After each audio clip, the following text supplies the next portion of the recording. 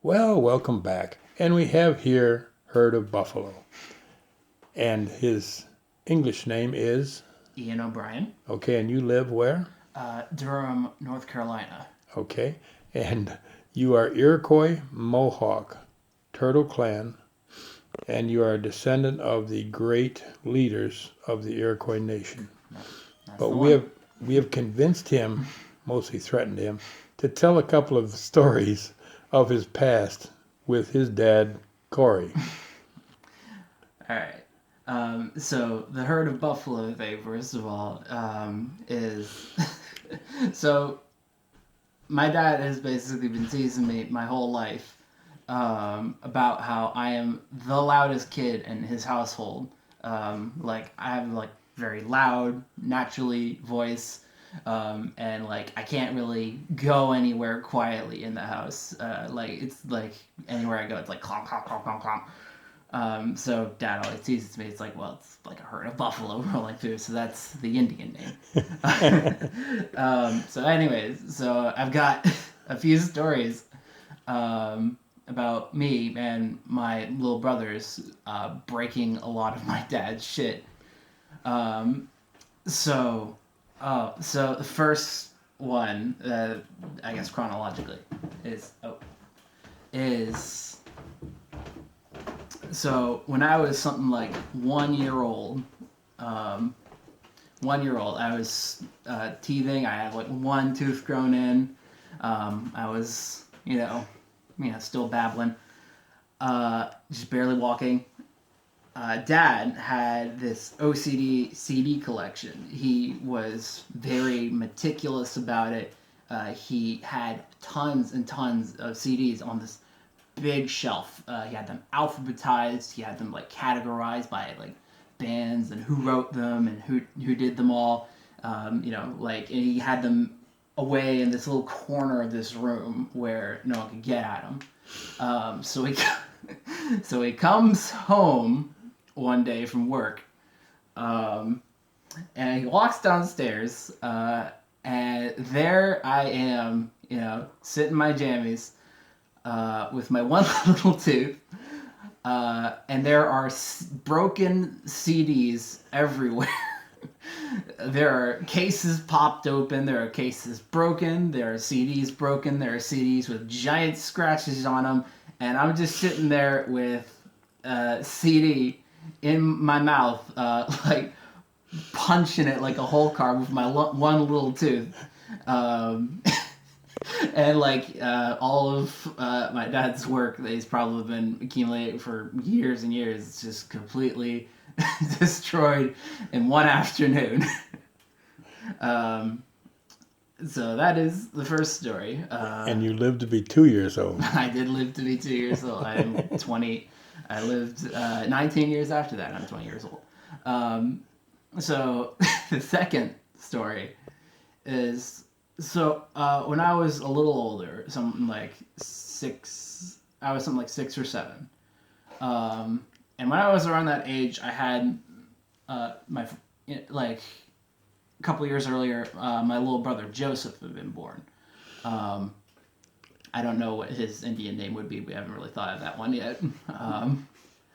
But as siblings tend to do, like I kind of had like a rivalry. I kind of uh, I kind of fought with him a little bit. He annoyed me a lot. So Joseph often did stuff to sort of get on my nerves. And I remember there was this one time where we were hanging around outside. We were basically just doing stuff. It was like the middle of summer or something. And he did something to peeve me off. I don't remember what it was. So I start chasing him around. I start chasing him around the house, being really mad, being like, "I'm gonna kill you! I'm gonna kill you! Rip your head off!" And he's laughing. He's enjoying the chase. And we come over to the driveway, which is a big gravel driveway. Not even gravel. It's basically a whole bunch of small little rocks. And that's where Dad has his cars parked. And two of Dad's cars, which are these beautiful old these beautiful old Cudas. One of them is showroom ready. Basically, that's when he calls it trusty Cuda. It's very nice. It's very pristine. It looks very nice. Very old car. Very cool car. And the other one he has is what he calls the crusty Cuda, which is, it looks kind of like a piece of crap. The wheels are shredded. The chassis is all rusty. And Dad still has these cars, and they still don't work. They haven't worked for as long as I've been alive. No doubt, exacerbated by me. So what happened is that I'm chasing Joseph around this gravel driveway, and he goes and sits in front of the crusty Cuda. He goes and sits in front of the crusty Cuda and starts taunting me. And I'm so hopping mad that I pick up a rock from the driveway and I hurl it at him as hard as I can. And he ducks, and it just sails right through the driver's side window. It just goes right through it, and there's glass everywhere. It's not even that thing where it's there's still some glass left in there's nothing. And me and Joe are just looking at it. We know that Dad loves these cars more than anything, and and Joe looks at me. He's like, "Oh gosh, Dad's gonna kill you." What year Cuda are they? 73. 73. They're old cars. They're very. So he's looking at me like, "Dad's gonna kill you," and I'm like, "Oh crap!" So I don't know what to do. And I basically completely forgotten about whatever I was mad about, because I was basically bordering on existential terror. So I basically go back inside the house and hang out until the late afternoon when Dad gets back. And Dad gets back, and he comes inside. And I remember he talked a little bit with Mom, and I heard them talking, and I was kind of hanging out in the living room. And he comes over to me, and he's like, "What did you do to my Cuda?" And obviously he's a little peeved about it, but he was very, calm and polite about it. And I'm thinking, oh God. And I'm like, well, Joe made me mad, and I was chasing him around, and I threw a rock at him, and it hit your Cuda window. And he's like, okay. Darn. And I can't remember if I got punished for that. I think I got I think it was something menial or something, but the point is, I didn't die.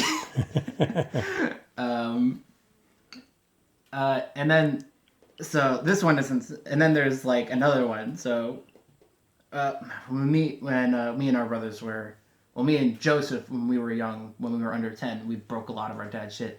And the last one is kind of a similar story, but kind of reversed, but not with something quite as valuable. So I was something like 9 years old when Joe's 7 or something. And I did something that peeved him off. And Joe was, I think, a great sight more mad than I was when I broke the window of Dad's Cuda.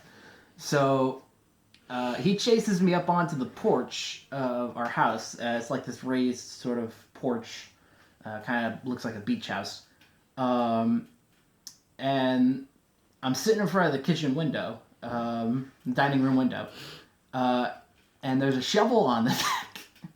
So Joseph, it's the first thing he sees, and he picks it up and hurls it like a javelin at me, and it doesn't go through the window because it's one of those double pane windows. It's made of pretty thick glass, but it, I think, almost completely shattered the first layer, and left this huge spider web pattern all over the window. And Mom comes out like, what the hell is going on out here? And she starts like picking at us and like yelling at us, and like I'm like, it wasn't me, it was Joe. And she carries Joe off for something, and I remember, like I seem to remember that that broken window lasted for something like, I don't know, 5 days or something before we got it replaced. Um, but I know that Dad never really lets Joseph hear the end of it. Yeah. And I remember for a long time after that, he did not trust Joseph with shovels. But yeah, so that's the one. Well, thank you very much. Yeah, sure. Good stories. Herd of buffaloes.